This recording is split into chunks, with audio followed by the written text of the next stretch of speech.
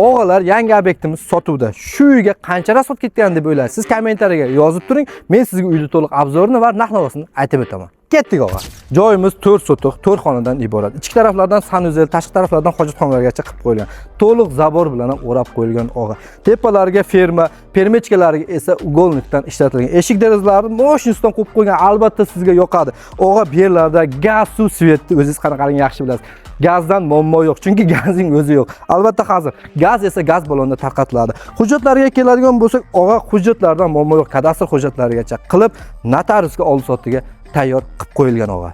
Joyimiz Termiz tumani Yangi Yer mahallasida joylashgan. Ya'niki Sentrkamazda 36-maktabni yaxshi bilasiz. Shu maktabdan o'tganingiz yangi qurilgan bog'chaning ekranasining oralig'ida, yo'lning yoqasida joylashgan joyimiz. Asosiysi og'a, narxiga keldik.